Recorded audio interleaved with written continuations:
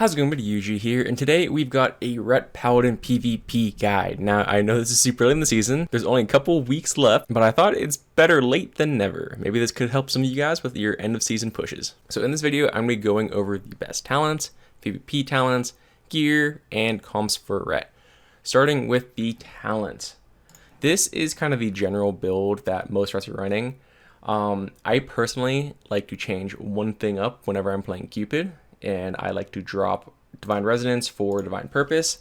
I think the potential increase of just random burst goes can be really powerful into a lot of things. Ret Warrior, you kind of want more of the consistent cleave damage, the ability to swap around, so going the Divine Resonance is really good for that. But some other small changes you can make is you can swap between Execution Sends and Final Reckoning. It's kind of preferential slash some are kind of better in certain situations. I like Execution Sentence into things like Warlocks, where they're going to be standing still, taking a lot of damage, just things that aren't really going to be moving much, and also things that you don't have to swap targets as much. Against melee cleaves and things like that, I like to run Final Reckoning because you can just hit both melee with it and then swap between them depending on cooldowns they press. Or it's also really good for big healer swaps, since you're not really going to be able to land the Execution Sentence on the healer in a stun because it lasts for 12 seconds, but you'll be able to get the big value from the Final Rec on a big swap on them. I especially like Final Rec when I'm playing Divine Purpose, since it just kind of doubly buffs each other, which is kind of nice. One other change that you can make is you can swap between Crusade and Avenging Wrath Might. So Avenging Wrath can be good in certain situations, especially into comps where you need more on-demand upfront burst. Since it has no ramp time, you get the full value instantly. It's also pretty good with Aura of Reckoning proc. Since you get, once again, no ramp time, you get the full value instantly when you get the proc. Using it with Final Reckoning create a really quick, hard to react to burst go every 60 seconds. I really like it into things that have either lots of small, long cooldowns, or things that I just kind of have trouble connecting to. Comps that I really like using it into are things like Rogue Mage and also Windwalker Mage, just because you're not going to have the most uptime against them, so you're not going to be able to get the most value out of Crusade. So if you just go in and get the big value from Short Wings right off the bat, you're going to get a lot more value than Crusade into those kinds of things.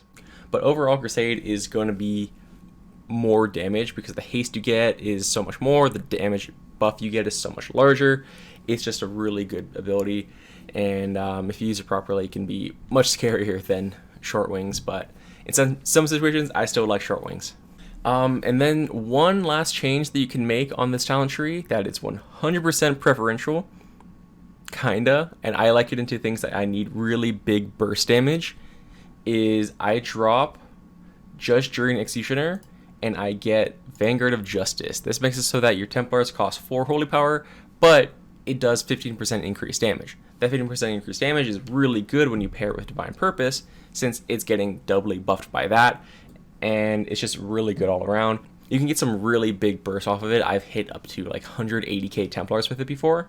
So into things that it feels like you just cannot kill anything ever, I like to run this because it gives you a little bit more burst during your goes, that it can be the kind of just game changer in forcing cooldown, getting a kill, and not. But, you know, it's going to be overall less damage because the 4-cost Templars, technically, you know, it's going to be the same damage overall, but it's just so much more awkward to get it out just consistently that you're going to be getting a lot more damage for the 3-cost Templars for the most part. But it's definitely a build that I recommend trying into some things that you just feel like you cannot kill. And yeah, that's about it for the talents. Now let's talk about the PvP talents. So for the most part, these are the PvP talents you're going to be running most of the time. You are never changing Blessing Sanctuary. You are never changing Aura of Reckoning. These two are your only actually good talents. Blessing Sanctuary just gets your teammates out of CC. What could be better than that? You get a free trinket pretty much for your teammates if you use it right. And then Aura of Reckoning is just some free burst every, like, it depends on what you're playing against, but it's usually up at least once every 40 to 60 seconds. Getting the extra proc of wings can be really beneficial if you use it properly and you can track it well. And then lastly, for your third talent, a lot of times you're going to do Luminescence because this one just gives you a base damage buff to you and your teammate. It's just overall pretty decent. But into certain situations, you're going to also want to swap into Blessing of Spell Warding. Blessing of Spell Warding is really good into double caster teams since you get another cooldown to trade and rotate through against those kinds of comps. Another thing you can go is Judgment of the Peer. This is really good into things like Destros, Fire Mages, DKs, things that kind of have big important dots that don't have too major of backlash for dispelling them. Into Fire Mage, you get the Ignites off, which reduces their damage significantly.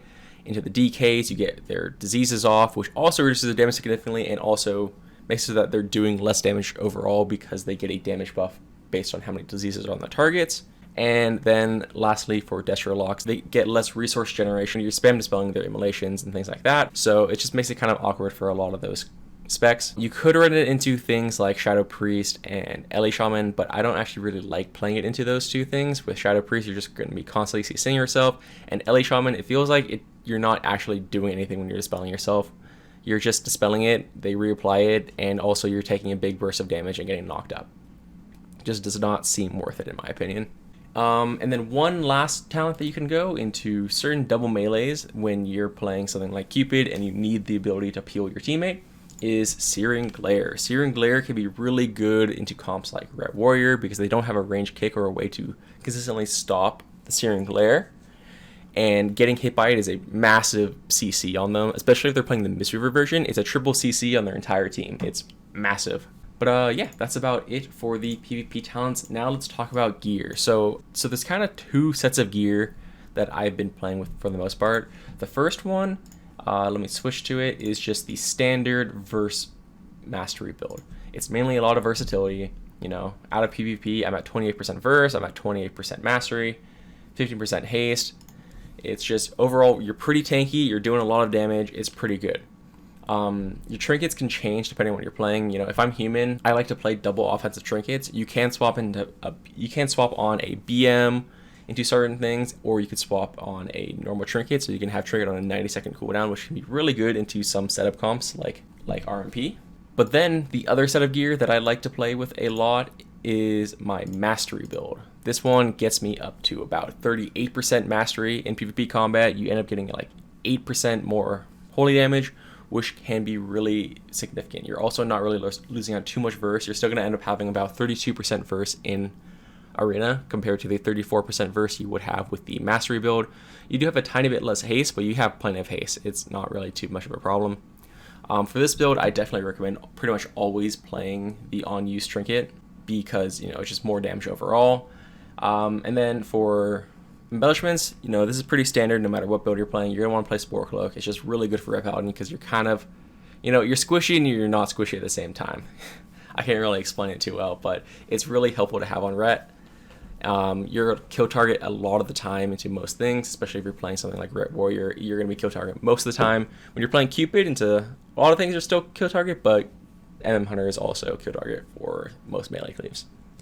Then the other embellishment is the just PvP boots. You know, it's not that amazing, but having a bit of extra damage whenever you press Hodge is pretty nice. Just having a little bit of extra damage on your goes is pretty nice. So whenever you press Hodge, you get the main stat buff, which makes it so that you do more damage on your go. Just overall pretty good. But yeah, so pretty much you're not going to go wrong going either of these two. I personally like the mastery build a little bit more when I'm playing Cupid at least, because you're less often the kill target because you have the MM Hunter and they have to deal with the MM Hunter a lot of the time. And also the increased damage is pretty helpful since you're trying to win in goes, not really dampening and just getting kills with random damage. You're going to need the more consistent burst that you get from the bonus mastery. Now, last off, let's talk about comps. So honestly, Ret has about 3 comps that are good. The main one, which is I think a top 3 comp in the game right now, is Ret Warrior. It's best with a Resto Druid or a Mistweaver. It's Ret Warrior, man. It does a lot of damage. It's hard to kill. It's just a really good comp. You know, it does struggle into some double caster teams, but even against them, you can probably win if you play it right. And then adding in the Mistweaver makes it so that you cannot lose to most double melee comps or most setup comps, and you can swap between the casted version and the Fistweaver version. Both of them are really good for the comp. And yeah, it's just a really good comp. That's all you can really say. Next is Cupid. Cupid's also pretty good. MM Hunter is pretty good right now. Ret's decent right now. As for healers, your best healers are going to either be Mistweaver, once again, because I think Mistweaver is probably the best healer in the game, Holy Priest, Resto Druid, and I think Prez Evoker can also be pretty good. Prez Evoker is pretty good for these setup-y kind of comps.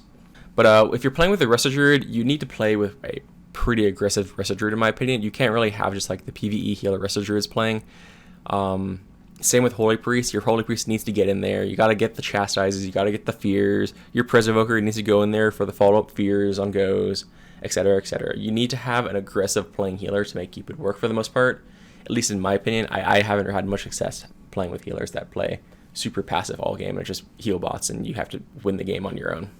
And then the last comp, you know, I hate to say it, is Aug Ret Mistweaver. You know, Aug's just broken with every single melee in the game. Ret is no exception. So if you got an Aug, you got a Mistweaver, you can keep some Aug Ret Mistweaver and you'll have a super easy time because, you know, it's a baby comp. Yeah, that's about it for this video. Hope you guys enjoyed. If you have any questions, ask down in the comments below and I will respond to them if I can. But yeah, that's all for me. Peace.